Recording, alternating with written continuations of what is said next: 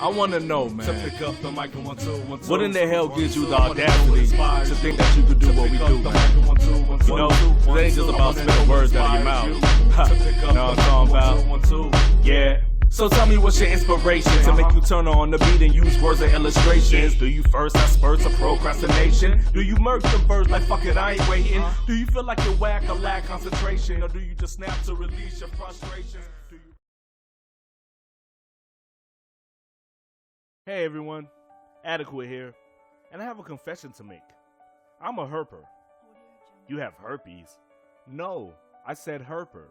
For those who don't know what a herper is, I'll explain it to you. A herper is someone who has a fascination with reptiles and amphibians.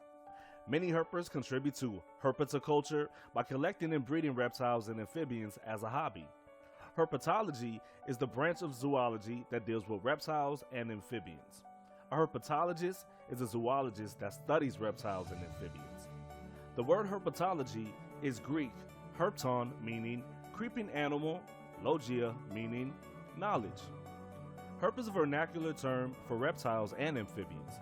It is derived from the old term herpetile, with roots back to the Carl Linnaeus classification of animals, in which he grouped reptiles and amphibians together in the same class. There are over 6,700 species of amphibians and over 9,000 species of reptiles. Now that we know what a herper and herpetology is, let's learn the similarities and differences between reptiles and amphibians.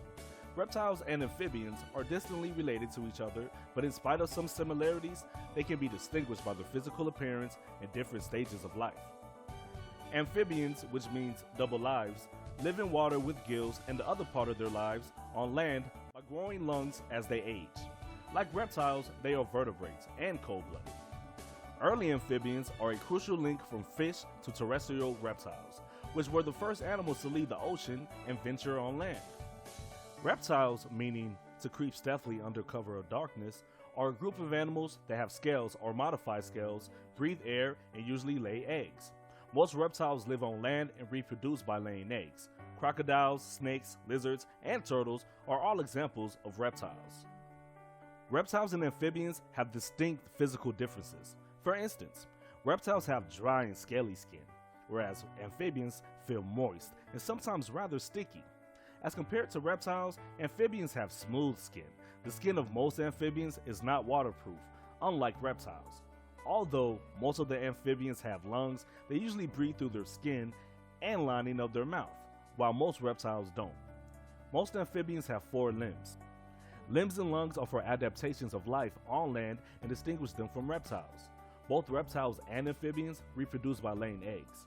Reptiles have hard, leathery eggs to protect their offspring from the natural elements surrounding them, and they are often laid and buried in insulated nests.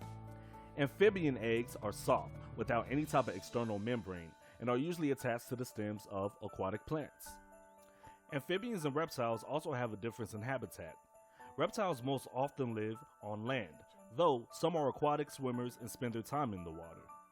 Amphibians are typically water animals and need to stay either near or in water due to their skin. There are 3 classifications of amphibians. Newts and salamanders are Eurydials, frogs and toads are Anurans, and Sicilians are worm-like Genophiones. There are 4 reptile orders in existence today.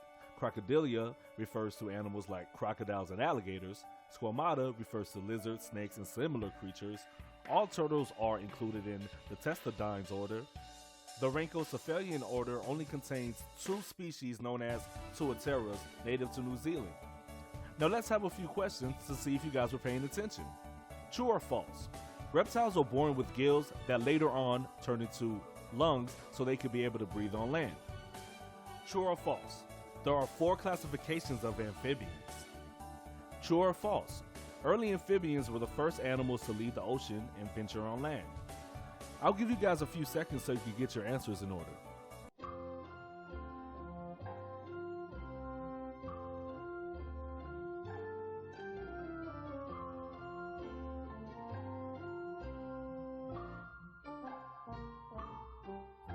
So how do you guys think you did?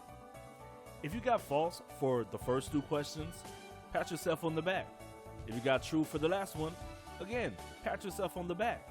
And if you got any of the questions wrong, don't even sweat it. It's okay to be wrong as long as you recognize your mistakes. So on that note, I bid you guys adieu, and I hope you guys enjoyed this herpetology segment, and I will be doing more. The next one will be the evolution of reptiles and amphibians. Peace.